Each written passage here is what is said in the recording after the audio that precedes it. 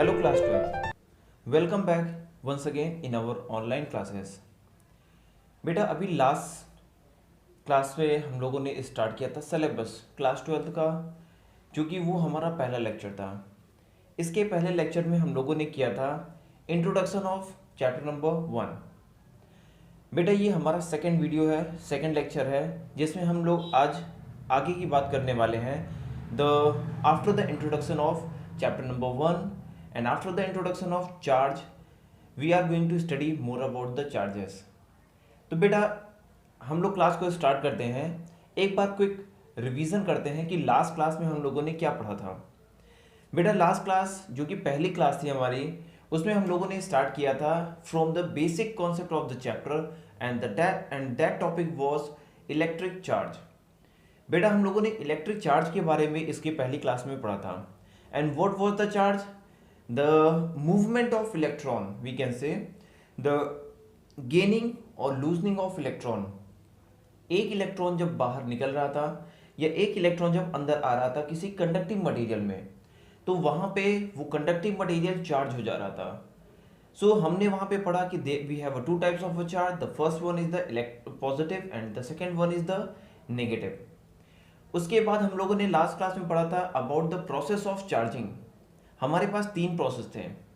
The first one was the charging by friction, the second one was charging by conduction and the third one was charging by the induction process.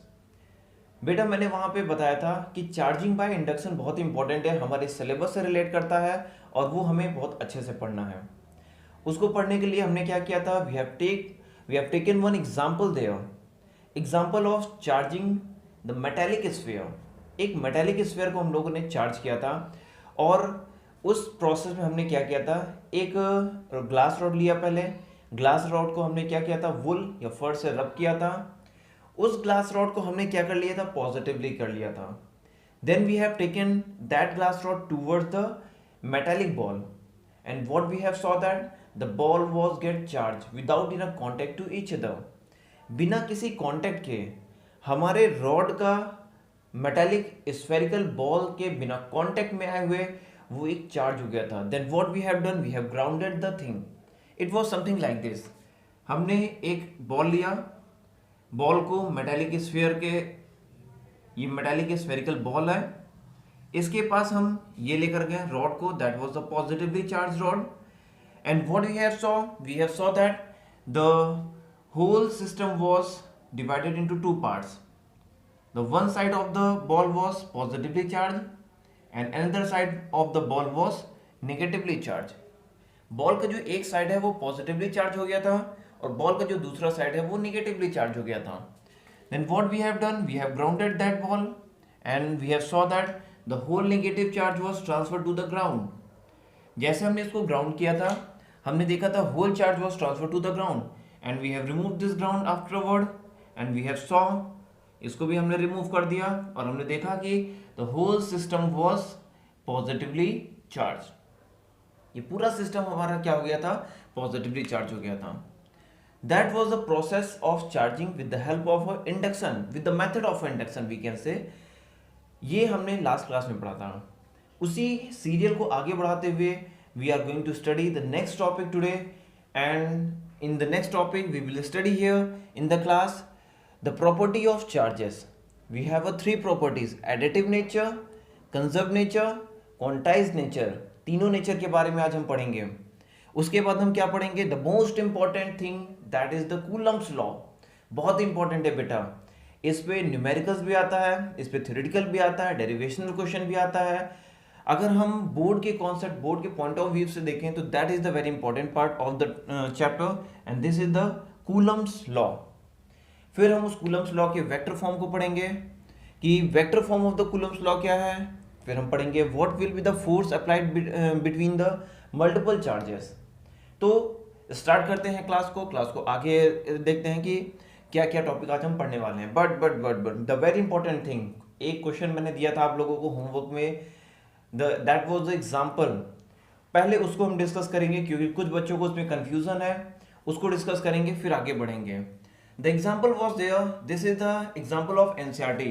ये हमारा एक NCERT का example है and you can see here in the board the example is written here. The example was if 10 power 9 electron moves out a body to another body in every second. अगर एक second में 10 power 9 number of electrons move कर जाते हैं, बेटा अगर ध्यान से देखो तो ये नंबर ऑफ इलेक्ट्रॉन्स दिए हुए हैं, नंबर ऑफ इलेक्ट्रॉन्स को हम स्मॉल n से रिप्रेजेंट करेंगे and that is the 10 power 9 electrons. This is the 10 power 9 electrons. How much time is required to transfer 1 coulomb of charge. हमें 1 कूलम्ब ऑफ चार्ज को transfer करना है, कितना time लगेगा? It's a very easy question, but बेटा इसका जो formula है वो आगे दिया हुआ है. क्वांटाइजेशन के केस में इसका फॉर्मूला आता है, बट एनसीईआरटी में इन्होंने पहले दे दिया है. कोई बात नहीं, हम पढ़ेंगे, देखते हैं इसका सॉल्यूशन कैसे होता है.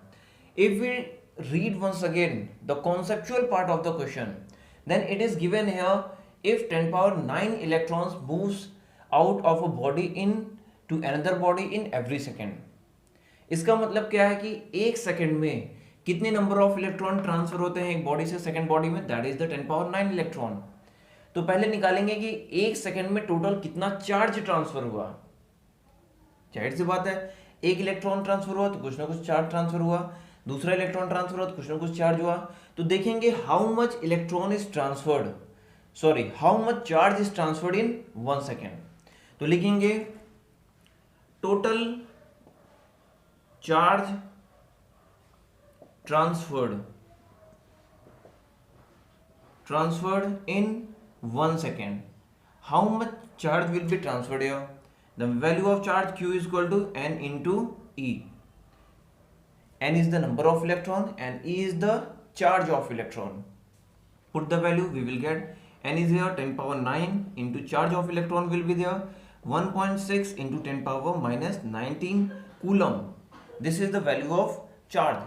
यानी इतना वैल्यू ऑफ चार्ज होता है. ये आप लोग को लर्न करके रखना है, एग्जाम में मिलेगा बेटा, बोर्ड एग्जाम्स में, but you should learn this value. If we solve we will get the base is same here, we will add, it will be 1.6 into 10 power minus 19 plus 9, 1.6 into 10 power minus 10 coulomb. Total this much amount of charge will be transferred in 1 second. एक second में इतना charge को transfer कर रहा है body. So what we can write? We can write 1.6 into 10 power minus 10 coulomb of charge is transferred in 1 second. एक second में इतना अमाउंट ऑफ चार्ज ट्रांसफर होता है. Then transfer this value, then 1 coulomb of charge will be transferred in 1 upon 1.6 into 10 power minus 10 second. इतने second में 1 coulomb of charge transfer होगा and this is the value of second. If we divide the, इसको solve करेंगे, कैसे solve करते हैं, इसको ऊपर लेकर गए, we will get here 1 into 10 power plus 10 upon 1.6 divided, we will get the answer. अब इसको सेकंड में है, ये आंसर जो हमारा आएगा सेकंड में आएगा. अगर इसको हमें मिनट में चेंज करना है, डिवाइड बाय 60, आर में चेंज करना है, 1 hour equal to 60 minute, divide by again 60. 1 day में चेंज करना है, डिवाइड बाय 24. 1 ईयर में चेंज करना है, डिवाइड बाय 365 डेज. अब इसको हम सॉल्व कर लेंगे, we will get 198 years. This will be answer. So बेटा एनसीईआरटी में थोड़ा सा कॉन्सेप्चुअल दिया हुआ है, एनसीईआरटी में थोड़ा सा थ्योरेटिकल पार्ट में दिया है, तो don't be get confuse there. ये प्रोसेस थोड़ा सा आसान पड़ेगा आपको. You can do this process. Okay, note down कर लो. So we can move to the another topic. We can start the topic here from here. This is the numerical. Note down this one. Okay, so take the screenshot of this question. We can do the another part. Okay, hope so आप लोगों ने ले लिया होगा. चलो आगे बढ़ते हैं नेक्स्ट टॉपिक की तरफ और अपना सिलेबस स्टार्ट करते हैं. So today the first topic is here, what is the property of charge. हम लोगों ने कल लास्ट क्लास में पढ़ा था अबाउट द चार्ज. चार्ज के बारे में पढ़ा था कि there was a two type of a charge, the one is the positive and another is a negative charge. What is the property of charge. अगर कोई चार्ज पार्टिकल है तो उसकी प्रॉपर्टी क्या होगी. चलो देखते हैं. The first property is here the property of additive in nature. as we can see here, the heading is here additive nature of a charge. बेटा additive nature का मतलब क्या होता है कि the things that should be added together. Suppose that one body is here, एक body है हमारे पास and it have a two positive and two negative. Okay, so what we will say, this is the neutral body. पहले दिन हमने इसको discuss किया था कि न्यूट्रल बॉडी चार्जलेस बॉडी नहीं होती है. न्यूट्रल बॉडी होता है the equal number of a positive and with equal number of negative charges. Okay, don't be get confuse there. जिनको नहीं पता, you can go through the first video and you can search there, you can see there what the concept was there, the charging of any object. Okay, suppose that we have given one electron. एक हमने इसको electron दे दिया, एक electron दे दिया तो एक और electron आ गया, इसके अंदर एक इलेक्ट्रॉन आ गया. What will be the total charge of the body? This will be the one electron charge. इस बॉडी का टोटल चार्ज क्या होगा? This will be the one electron charge. हमने एक और इलेक्ट्रॉन दे दिया, then the total charge will be here. One more electron will be there, then total charge will be here. Two electron charge हो जाएगा. It means अगर एक electron देते हैं तो निगेटिव चार्ज की वैल्यू बढ़ती जाती है, अगर एक इलेक्ट्रॉन लेते हैं तो निगेटिव चार्ज की वैल्यू डिक्रीज होती जाती है. And this is called the additive nature of the charge. इसकी एडिटिव नेचर, जैसे एडिशन सब्ट्रैक्शन हम लोग करते हैं, if we do the -1 and -1 then answer will be the -2. होता है ना. अगर हमारे पास +4 है and we will give one electron -1, the total answer will be +3. यही हमारा एडिटिव नेचर ऑफ चार्ज होता है. Means how much charge we will get, it will totally get added over there. Total जाकर के वहां पर ऐड हो जाता है. Suppose that there was a +4 charge, okay, in any body. एक बॉडी में +4 चार्ज है, हमने क्या किया, एक इलेक्ट्रॉन दे दिया, -1 इलेक्ट्रॉन दे दिया, एक माइनस आ गया, ये हमारा न्यूट्रलाइज हो गया. Then total charge will be here +3 charge. यही तो होता है मैथमेटिक्स में, आप लोगों ने देखा होगा. This is called the additive nature of charge. ये चार्ज का एक नेचर होता है कि चार्ज एडिटिव नेचर का होता है. The second property, hope so आप लोगों को समझ में आया होगा. The second property is here conserve nature of a charge. Conserve nature means it's a very simple thing. A charge neither can be created not can be destroyed. It can be only converted from one form to another form and transfer to one body to another body. ना तो उसको हम create कर सकते हैं, ना तो हम इसको डिस्ट्रॉय कर सकते हैं. सिर्फ एक बॉडी से दूसरे बॉडी में ट्रांसफर हो सकता है. You can see here if this body have a plus और we can say -3 electrons and we have made in a contact with this one. इसके पास हम लेकर आए, इसको हमने टच कराया, 1 electron is get transferred into this one. एक इलेक्ट्रॉन ट्रांसफर हो गया तो यहाँ पर एक कम हो जाएगा. So what we will say, the charge is transfer to the another body. Charge सिर्फ दूसरे बॉडी में ट्रांसफर हो गया, यहाँ पे कोई डिस्ट्रक्शन नहीं हुआ, कोई डिस्ट्रॉय नहीं हुआ बॉडी. यहाँ पे चार्जेस डिस्ट्रॉय नहीं हुए, सिर्फ एक बॉडी से दूसरे बॉडी में ट्रांसफर हो जा रहे हैं. So this is the second property and the name of the property is conservative nature of a charge. दोनों बहुत ही सिंपल से हैं, बहुत ज़्यादा इंपॉर्टेंट नहीं है. The third property is very important and that is the quantization of charge. बेटा ये बहुत ही इंपॉर्टेंट प्रॉपर्टी है, 1 मार्क्स के क्वेश्चन इसमें पूछे जाते हैं. क्वांटाइजेशन ऑफ चार्ज का मतलब होता है total amount of a charge will be the number of a integer multiple n into e. ये टोटल अमाउंट ऑफ चार्ज होता है. मीन्स किसी भी बॉडी में टोटल कितने चार्ज होंगे, उसके इंटीजर मल्टीपल्स के फॉर्म में होंगे. सपोज दैट हमने एक बॉडी को चार्ज दिया, ओके, ट्रांसफर किया चार्जेस. जब हमने इसको चार्ज ट्रांसफर किया, या तो +4 चार्ज होगा या -4 होगा या +-4 होगा. कभी ऐसा नहीं होगा कि there will be the 4.3 electron charge, ये रॉन्ग है. कभी ऐसा नहीं होगा it will be in the form of 4/7 electron, this is also wrong. It means अगर इलेक्ट्रॉन चार्ज को हम ट्रांसफर करेंगे तो एक इलेक्ट्रॉन चार्ज की वैल्यू क्या हो जाएगी, that will be the 1.6 × 10⁻−19 coulomb. Negative electron charge है तो माइनस, एंड प्रोटॉन चार्ज है तो 1 proton charge will be here +1.6 × 10⁻−19 coulomb. इतना होगा.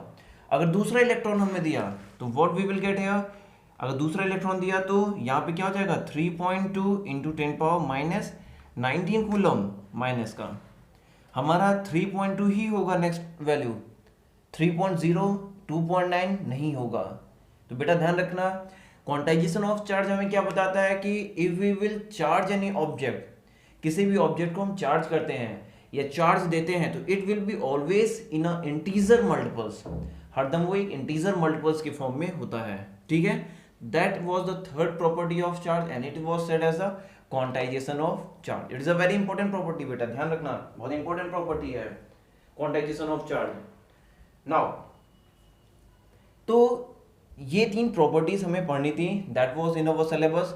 The first property was additive nature, the second property was conservative nature and third property was quantization in nature.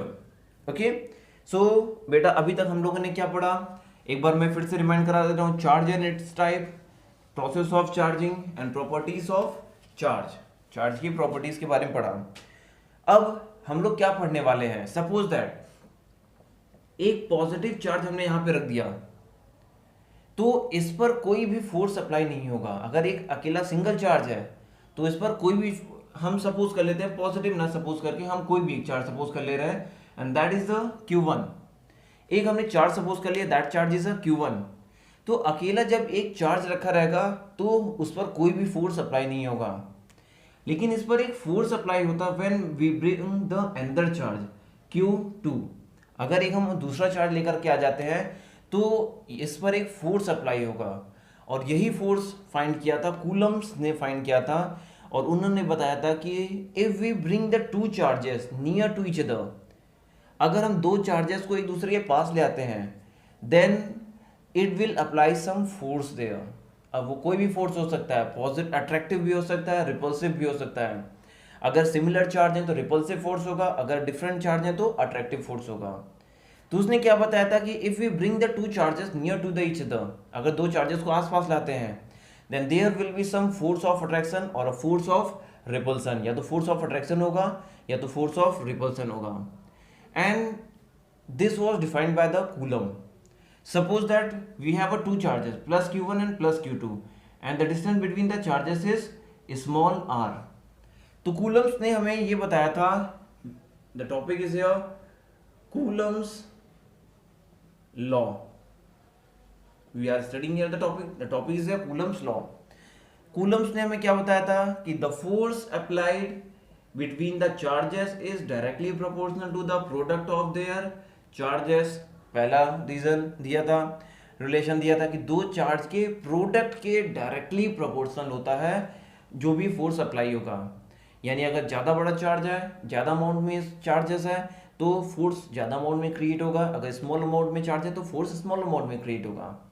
So the first statement by the coulomb was the force applied between the charges is directly proportional to the product of their charges. दोनों charges के product के directly proportional होगा। The second statement was force applied in the object is inversely proportional to the square of the distance between them. उसने बताया था कि उनकी distance के, जो भी इनके बीच का डिस्टेंस है उसके स्क्वायर के इनवर्सली प्रोपोर्शनल होगा।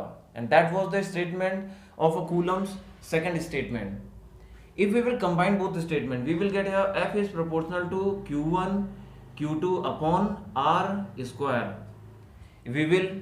if we will remove this proportionality is constant, proportionality sign, we will get one constant value here, then F is equal to K Q1 Q2 upon R square, and this was the formula given by the Coulombs। Coulombs ने ये formula दिया था। Now what will be the value of K? The value of K will be 1 upon 4 pi epsilon naught, and if we will put the value we will get that 9 into 10 power 9 Newton meter square per coulomb square, and this will be the value here, Newton meter square per coulomb square। So Coulombs ने क्या बताया था कि this proportionality sign will carry this much of the value 9 into 10 power 9, and the unit will be Newton meter square per coulomb square। कैसे हमने इसको निकाल दिया, इस यूनिट को हमने कैसे फाइंड किया, देखो अगर हम इसके k की वैल्यू फाइंड करें, we know that F is equal to K Q1 Q2 upon R square। इसको उधर ट्रांसफर करो, find the value of K, and K will be F into R square upon Q1 Q2. What is the unit of force? Unit of force is a Newton. What is the unit of distance? Meter square. And what is the unit of charge? Coulomb square. This is the unit of the value constant K. जो भी हमारा constant value K आएगा उसकी ये unit है. And what will be the value? The value is 9 into 10 power 9. इसमें बेटा एक टर्म यूज किया गया है epsilon not. Epsilon not is the and the meaning of the epsilon naught is the permittivity of free space. ये free space की permittivity है. Okay और इसकी जो वैल्यू होगी ये वैल्यू होगी 8.85. The value is 8.85 into 10 power minus 12. इसका यूनिट उल्टा हो जाएगा कूलम स्क्वायर पर newton meter square. This will be the value here. Okay ये हमारा टॉपिक है. कूलम्स ने क्या बताया था कि when we will put the two charges here Q1 and Q2 and the distance between the charges is very small, then the force applied between the these both charges will be the attractive or repulsive. That depends on the nature of a charge, and the whole force will be K Q1 Q2 upon R square. Okay, so note down this one. Take a screenshot of this topic so we can move to the another one. इसका screenshot ले लो, note down कर लो, फिर आगे बढ़ते हैं. ठीक है, do it बेटा.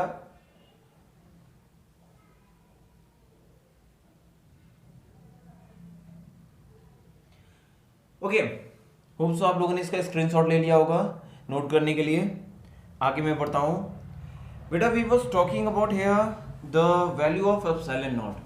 अभी लास्ट में हम लोग बात कर रहे थे एक वैल्यू की और that was the epsilon not और उसको हम बोलते हैं परमिटिविटी ऑफ फ्री स्पेस. इसका मतलब क्या होता है? बहुत सी बुक में डिफरेंट इसका मतलब दिया हुआ है बट बेटा बहुत ही सिंपल सा कॉन्सेप्ट है, समझ लेना. इसका एग्जैक्ट मीनिंग आपको चैप्टर नंबर 3 में मिलेगा when we study about the capacitance. जब कैपेसिटेंस के बारे में पढ़ेंगे तो इसकी वहाँ पे एग्जैक्ट यूज वहाँ पे पता चलेगा. फिर भी अभी हम जानने की कोशिश करते हैं कि what is the meaning of epsilon not. Epsilon not means the permittivity of free space.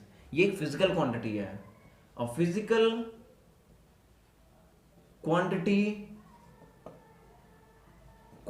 Of electromagnetism. ये एप्सिलॉन नॉट की वैल्यू, एप्सिलॉन नॉट की मीनिंग है the physical quantity of electromagnetism which defines the capacity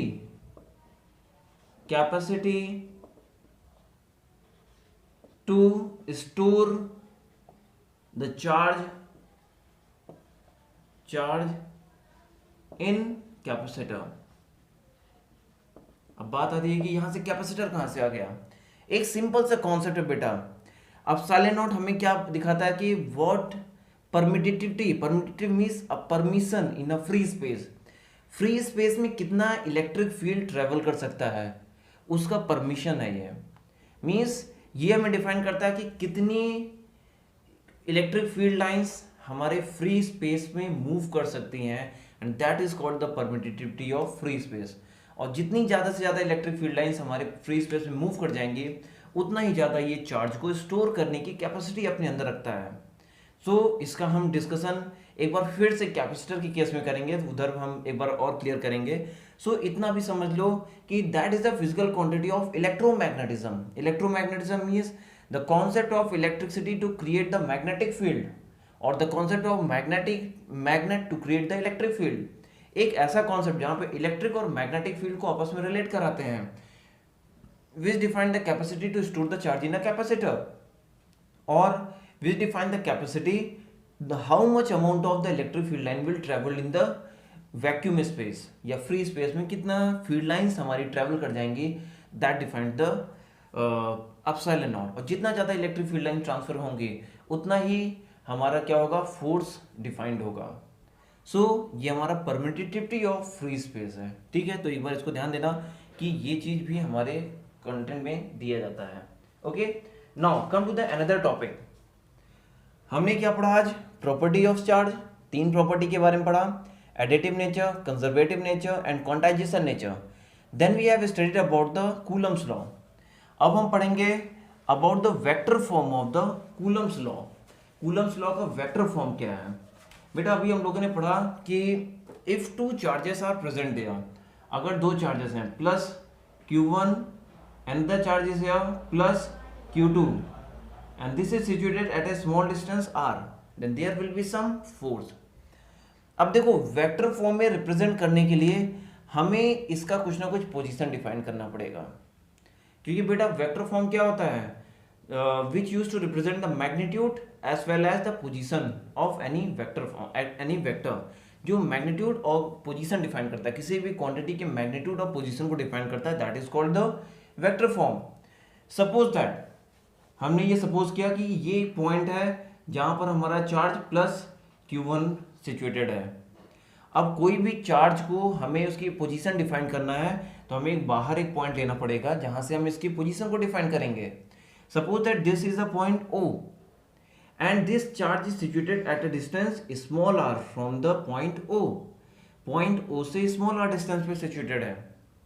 एक और charge है, the charge is Q2 plus Q2 and the distance is here R2. ये हमारा distance है from the point O. Then what is the distance between these both points? And that will be the resultant of these both vector, and here it will be the R1 minus R2, or we can say R12 will be here. इसको हम R12 भी कह सकते हैं। Relative displacement, relative position, उसके एक दूसरे का relative position. Then what will be the formula here? The formula of force F is here.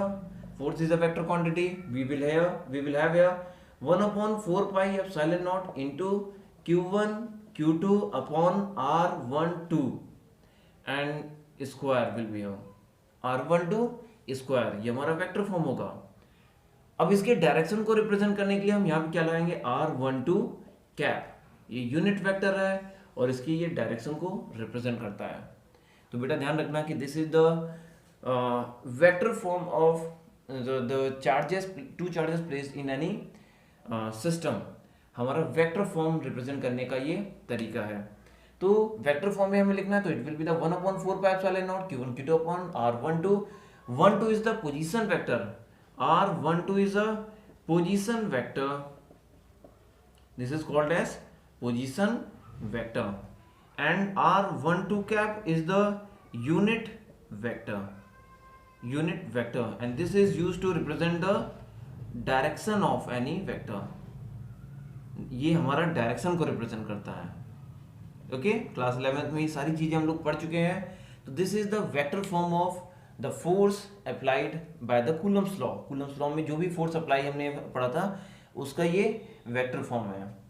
Now इसके बाद अगर हमें बोलता है कि हमारे पास एक ऐसा सिस्टम है, अभी तक बेटा हम लोगों ने जितना भी सिस्टम पढ़ा है वो हमने क्या पढ़ा है? 2 चार्जेस के लिए पढ़ा है कि when 2 charges are there Q1 and Q2। अगर 2 चार्जेस हैं Q1 एंड Q2 उसके लिए हमने सिस्टम पढ़ा।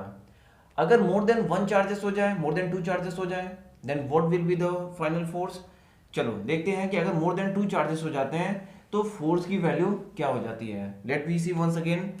Suppose that the 1 charge is here plus Q1, another charge is here plus Q2 and third charge is here plus Q3 and one point is here O, जहां से हमें इसका position vector define करना है।